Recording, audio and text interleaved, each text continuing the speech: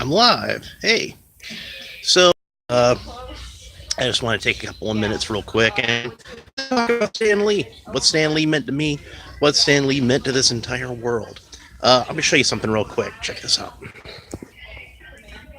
This is the toy section at Target, the Target that's closest to my house. And you can see there's like a whole bunch of Marvel toys. And none of this stuff would be here if not for Stan Lee. Now, he didn't create every single one of these characters, but he created most of them or had a hand in creating most of them. Like, a lot of people tend to, uh, a lot of people tend to believe that Jack Kirby didn't get enough credit for his contribution to the Marvel Universe, and I would agree. I would agree with that 100%. But sometimes I feel like they kind of denigrate Stan at the expense of elevating Jack. And I don't think that's really fair to either of the gentlemen. I think they both had a large amount to do with why the Marvel Comics universe became so popular. But well, let's look around at some of these characters we got here. There's Iron Man, who of course is probably the most popular character in the Marvel Cinematic Universe. And it's funny because like up until that movie came out, he was kind of one of the, I guess like maybe the last guy in the first tier or the first guy in the second tier. He kind of didn't really get elevated into being like, you know, such an A-list character until the movie, and Robert Downey Jr. was awesome. But he was always a great character. I always loved Iron Man. And then you got Captain America here. Now, Captain America was not created by Stan Lee, but Stan worked a lot on Captain America in the Golden Age of comics. The first comic book that Stan Lee ever wrote was Captain America. And here we got Stan's most famous character, Man, who he created with Steve Ditko. And you can see that like there's a bunch of Spider-Man figures because Spider-Man is the most popular of all the Marvel characters, the most well-known, the most famous, the one that if you only know one Marvel character, it's Spider-Man. So there's a new Spider-Man animated movie coming out, and it's going to have characters like Spider-Ham in it, and the Miles Morales Spider-Man. So they got toys out for that. They got all kinds of characters here that are fairly obscure that you might not have heard of. But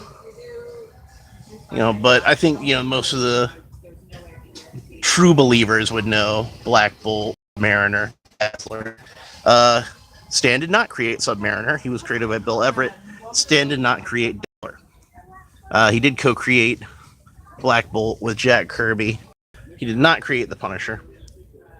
But even the characters that Stan didn't create kind of owe him a debt since he created the playground that they run around in.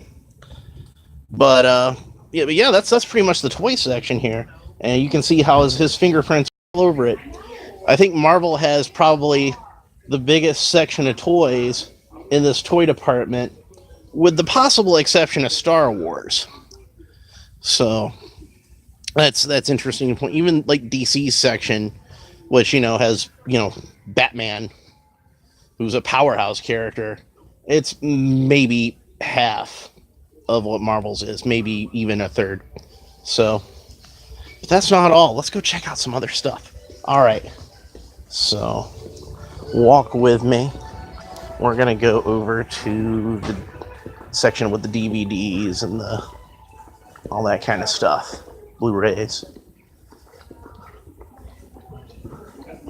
Let's have a look over here.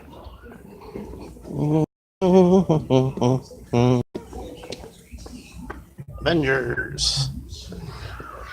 But I think there's more elsewhere. Some more Spider-Man stuff over there. I believe they should have a section here of Marvel movies. That's books.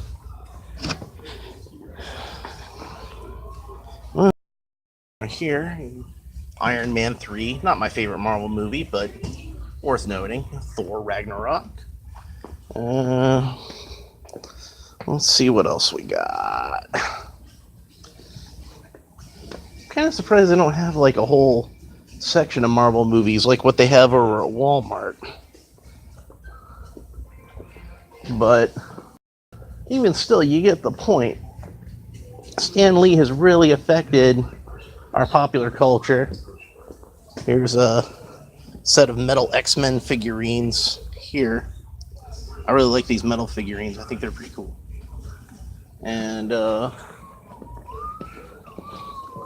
let's go have a look at one more thing at this Target while we're here. Let's go look at the t-shirts. We'll look at the t-shirts for men, the men's adult t-shirts, because those are the ones I'd wear. Hello.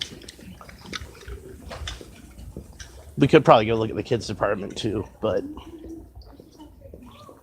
I don't want to keep you guys too long.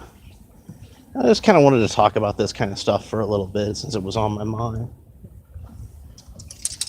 Let's have a look-see. Where are the t-shirts?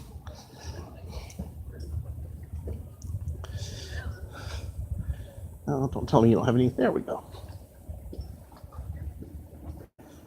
I see an X-Men t-shirt and Black Panther.